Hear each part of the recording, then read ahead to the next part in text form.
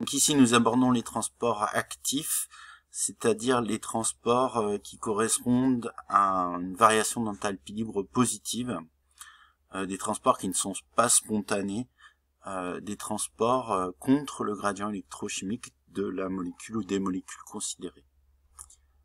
Donc premier transport actif fait intervenir une grosse protéine constituée de 3 sous-unités, alpha, bêta et gamma, représentée ici, donc la pompe Na+, K+, ATPase, avec une dizaine d'hélices alpha pour la sous-unité alpha qui traverse la membrane et qui permettent le transport des ions Na+, et K+, contre leur gradient.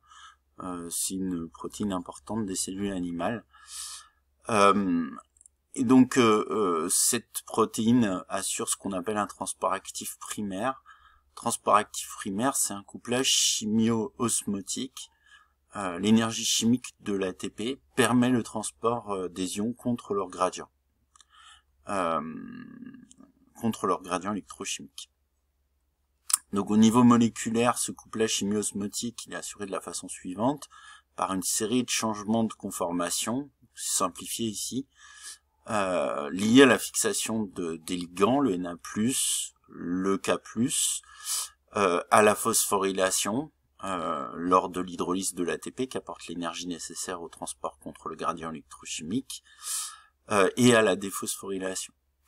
Donc la fixation des Na+, dans le milieu intracellulaire entraîne la fixation d'ATP, puis la phosphorylation qui entraîne un changement de conformation et le passage des Na+, dans le milieu extracellulaire. Les K+ se fixent, provoquent la déphosphorylation et un retour à la conformation initiale avec le relargage des K+ dans le milieu intracellulaire. Donc un couplage chimio-osmotique, on parle de transport actif primaire. Une énergie chimique, une énergie de l'ATP, est convertie en une énergie osmotique, le transport de 2 ions contre leur gradient électrochimique. Il existe d'autres transports actifs primaires. Un autre exemple, les pompes Ca2+, ATP dépendantes, ou Ca2+, ATPase, qui hydrolysent l'ATP pour transporter le Ca2+, contre son gradient et le stocker dans le réticulum endoplasmique ou l'envoyer en dehors de la cellule. En effet, la concentration en Ca2+ doit être maintenue très faible dans la cellule. C'est un second messager important dans différents mécanismes biologiques. Donc il existe aussi des transports dits secondaires, transports actifs secondaires.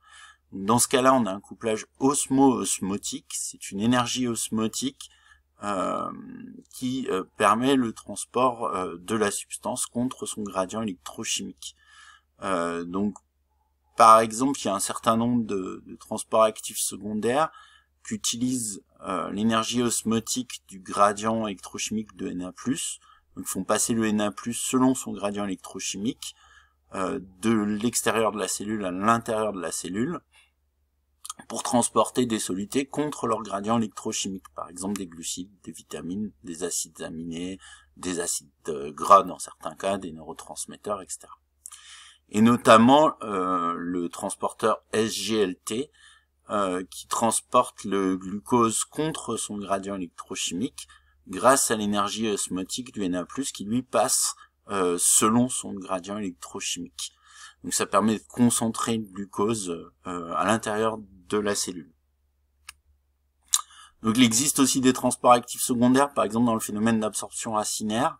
Alors un autre exemple ici d'ailleurs de transport actif primaire, la pompe à protons des végétaux. Il y en a aussi chez les animaux, par exemple au niveau des lysosomes, des pompes à protons. Donc l'hydrolyse de l'ATP permet le transport des protons contre leur gradient électrochimique. Et l'énergie osmotique des protons est ensuite utilisée dans un transport actif secondaire pour faire rentrer des anions contre leur gradient électrochimique, par exemple les nitrates, très importants pour le fonctionnement du végétal, sont concentrés de cette manière dans les cellules racinaires contre leur gradient électrochimique. Un autre exemple de transport actif secondaire, mais cette fois-ci les deux substances passent dans deux sens différents. Alors, on parle d'antipores, précédemment c'était des sympores, les deux substances passaient dans le même sens. Donc ici, l'énergie osmotique du gradient électrochimique de Na+ est utilisée pour relarguer le Ca2+ à l'extérieur de la cellule. Comme précédemment avec les transports actifs primaires, il faut maintenir une concentration faible dans la cellule de Ca2+, parce que c'est un second messager. Donc il y a des symports, comme ici le transporteur Na+ glucose, les deux molécules passent dans le même sens, ou des antiports quand les deux molécules passent dans deux sens différents. Donc ici un exemple important au niveau de l'entérocyte, qui permet l'absorption du glucose dans la circulation sanguine.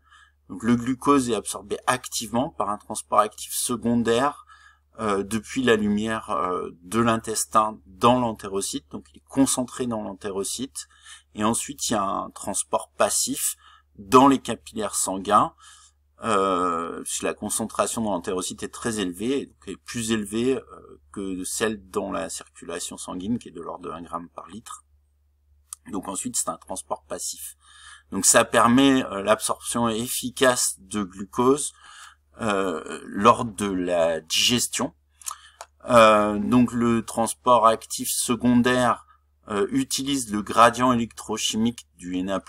Le Na+ passe selon son gradient, donc une réaction avec une variation d'enthalpie libre négative, pour transporter le glucose contre son gradient, donc une réaction avec une variation d'enthalpie libre positive, donc un couplage osmo-osmotique.